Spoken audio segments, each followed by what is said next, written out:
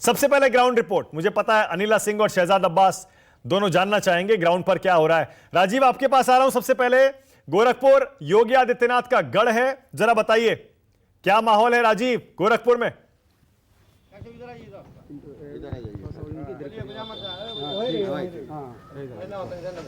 मानक, आपको पता ही है मैं हवा हूं। मैं गोरखपुर दोपहर तक था, उसके बाद देवरिया गया और इस वक्त बलिया के रसड़ा विधानसभा सीट पर हूं। तो मैंने 2 जिले बदल लिए हैं, गोरखपुर अब नहीं हूं, सुबह था। बहरहाल जो मैं जानना चाह रहा था बाकी सीटों पर क्या माहौल है। देखिए, गोरखपुर शहर सीट के बारे में कोई बात करना बेमानी है, क्योंकि योगी आदित्यनाथ का प्रभाव वहां पर जिस तरीके का है, अब तो मतदान खत्म हो रहा है, तो इसलिए मैं कह सकता हूं कि शहर की सीट पर उसकी बात करना ज़्यादा जरूरी नहीं है। लेकिन गोरखपुर में जिस तरह का माहौल इस बार के चुनाव में है, आप यकीन मानिए 4-5 सीटें ऐसी हैं, चौरी चौरा की, गोरखपुर ग्रामीण की, चिल्लूपार की, सहजनवा की, इन सीटों के बारे में कोई ये कह नहीं सकता कि किसका पलड़ा भारी है। उसकी वजह सिर्फ एक है, क्योंकि वजह सिर्फ एक है कि आमने सामने की लड़ाई है। इसी तरह मैं आपको बताऊं, अगर आप देवरिया की पत्थरदेवा की सीट देखें, वहां पर ब्रह्मा शंकर त्रिपाठी जो समाजवादी पार्टी के उम्मीदवार हैं, वहां से योगी सरकार में कृषि मंत्री रहे सूर्य प्रताप शाही से उनकी इतनी तगड़ी टक्कर है। देवरिया शहर की सीट के बारे में फिर मैं नहीं कहूंगा, और खुले तौर पर मैं आपको कहता हूं कि शहरी सीटों में भारतीय जनता पार्टी का पलड़ा 20 दिखाई देता है देखने में, जमीन पर नतीजे क्या हो वो बात नहीं। लेकिन ग्रामीण इलाके में, जैसे ही आप ग्रामीण इलाकों में पहुंचते हैं, वैसे ही आपको लड़ाई आमने सामने की टक्कर ज्यादा दिखाई देती है। और ये समझ में नहीं आता कि मतलब आप कन्विंस नहीं होते और कंफ्यूज हो जाते हैं कि हो क्या रहा है, क्योंकि हर 1 किलोमीटर पे, हर 500 मीटर पे आपको अलग अलग तरीके के लोग मिल जाते हैं। मैं इतने दिनों के सफ़र के बाद इतने 25 हज़ार लोगों से मैंने बातचीत की होगी कम से कम, मानक, लेकिन मैं ये कह नहीं सकता कि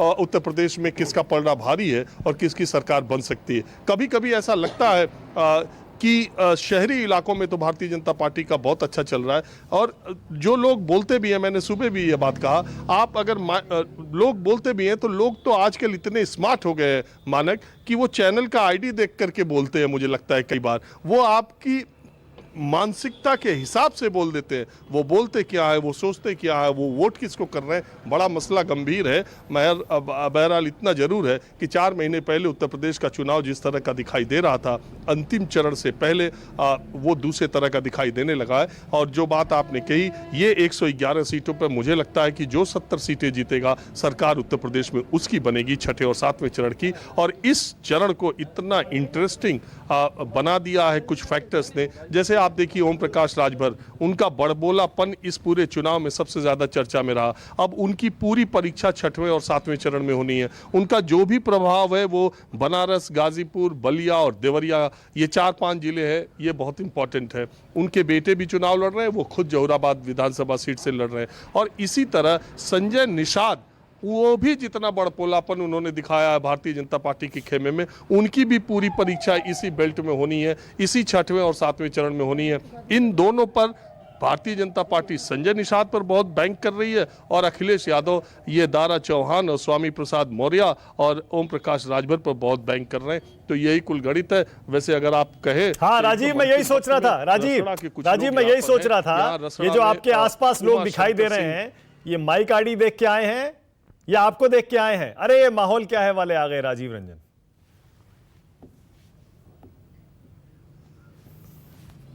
नहीं, देखिए, अगर मैं अपनी मार्केटिंग करूं तो इसमें ज्यादातर लोग मुझे देखने आए और सेल्फी लेने के लिए आए हैं। वो मैंने कहा कि ये लाइव मेरा हो जाए मानक गुप्ता के शो में, तब मैं फोटो खिंचाता हूं। बहरहाल इन्हीं से बात करता हूं, और मैं ये सिर्फ जानने के लिए आया हूं। मैं इस सीट की बात नहीं करता, ये रसड़ा सीट की बात नहीं करता, लेकिन मैं मोटे तौर पर बलिया में अगर 7 सीटें हैं, भारतीय जनता पार्टी ने पिछली बार 5 जीती थी, 1 सपा और 1 बसपा। आपको इस बार क्या लगता है? इस बार हमारे जिला में गठबंधन का 5 सीट निकलने जा रहा है। तो 7 क्यों नहीं दे देते? नहीं, 7 हम नहीं दे रहे, जनता देती है, जनता जनार्दन होती है। तो कौन बीजेपी के हिसाब, आपके हिसाब से? किसके हिसाब में 2 जाएगा? एक रसड़ा का सबसे हॉट सीट है, हम लोग का सीट, जो माननीय उमाशंकर सिंह 2 मरतबा से कंटिन्यू विधायक रहे हैं। इस मरतबा उनका ये गठबंधन का प्रत्याशी महेंद्र चौहान को काफ़ी बहुमत से लोग वोट कर रहे हैं। आप बताइए। बताओ तुम बताओ। इस बार जो है सत्ता बदलने वाली है। पूरा उत्तर प्रदेश की जनता ने ये ठान लिया है कि बीजेपी हटाओ, देश बचाओ। इस बार 10 साल उमाशंकर सिंह विधायक थे हमारे यहाँ। कोई हॉस्पिटल में सर्जन डॉक्टर नहीं है, कोई आईसीयू बेड नहीं है। अरे उमाशंकर सिंह का छोड़ो, इसलिए जनता जो है, अरे हम रसड़ा का छोड़ो, आप बलिया का मोटा मोटा बताओ। रसड़ा की बात है। रसड़ा सदर हॉस्पिटल में कोई व्यवस्था नहीं है मरीज का। सरकार भाजपा की थी, बसपा के एमपी एमएलए। तो इसलिए हम लोग सपा के सरकार के साथ वोट दे रहे हैं, जो सरकार की प्रत्याशी वोट कर रहे हैं। यहाँ जातिवाद का चुनाव हो गया है। हाँ, जातिवाद पे हो गया, एकदम चुनाव जातिवाद पर हो गया है। पूर्वांचल में। यहाँ बलिया जिला में, पूर्वांचल बनारस में तो जातिवाद है ही है। यहाँ पूरा जिला में जातिवाद का चुनाव हो गया है। तो जातिवाद तो दोनों तरफ से हुआ, दोनों तरफ से हुआ है। तो पलड़ा किसका भारी लगा? अब पढ़ला समझ ही में नहीं रहा किसका भारी है। आप भी हमारी तरह कंफ्यूज है। ऐसा है कि इतना जातिवाद हो गया है ना यहाँ पर कि हद से ज्यादा। अब कोई कुछ बोल रहा नहीं। कुछ बोल नहीं रहा है। अच्छा, ये बैकवर्ड फॉरवर्ड का तो नहीं हुआ? बैकवर्ड फॉरवर्ड का हो गया ना, जिसे बनिया वर्ग, अहीर, मुसलमान, अरे थोड़ा यार सम्मानजनक। अहीर यादव बोलो ना। वही हो गया। यादव, मुसलमान, राजभर और उसके बाद चौहान, हाँ, ये एक तरफ हो गए हैं और उसके बाद और बिरादरी एक तरफ हो गया। उल्टे समीकरण उल्टे नहीं बता रहे हैं। हम भी इधर का सही बता रहे हैं सर। मानक जब आप बलिया, गाजीपुर, आजमगढ़ के लोगों से बात करेंगे ना, तो वो जातिवाद के हिसाब से एक एक, वो तो मैं डर रहा था कि कहीं और कुछ ना नाम ले लें। जातियों के नाम कुछ और भी रखे जाते हैं यहाँ, तो मैं डर रहा था। लाइव में ये खतरा बहुत रहता है। हाँ, अच्छा राजीव, 3 बजे तक 47% वोट पड़े हैं और मैं कल भी इस बात की चर्चा कर रहा था। हम पहले मान रहे थे इस बार बहुत अहम, बहुत तगड़ा चुनाव है, तो इस बार हो सकता है पिछली बार जो 60, 61, 62% वोट पड़ा था उससे ज्यादा पड़ जाए। वो बात नजर नहीं आ रही। क्या वजह है राजीव, क्यों उतना वोट नहीं पड़ रहा है?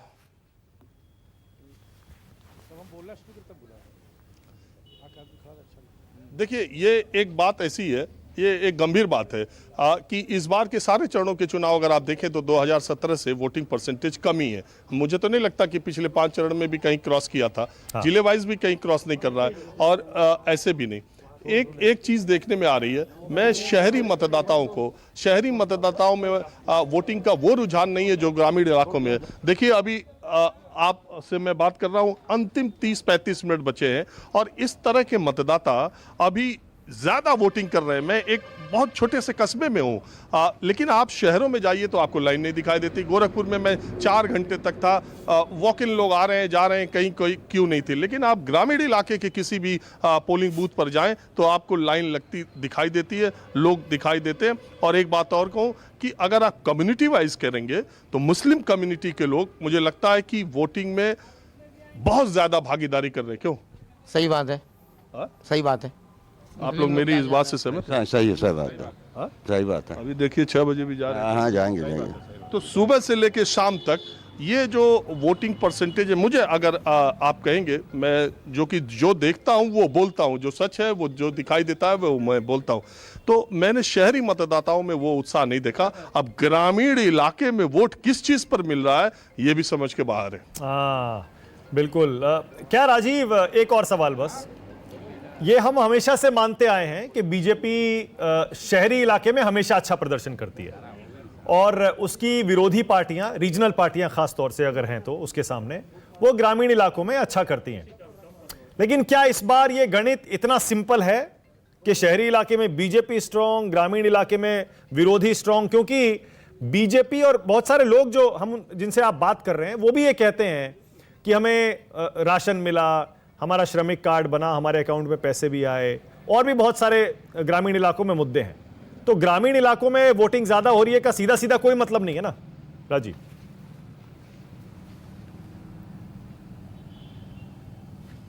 नहीं, बिल्कुल नहीं। देखिए, इस वोटिंग में, इस पूरे चुनाव में मैं बहुत जगह घुमा हूं। शौचालय, लोगों को जो मकान ग्रामीण इलाकों में मिले और राशन सबसे बड़ा, इसका बहुत असर है।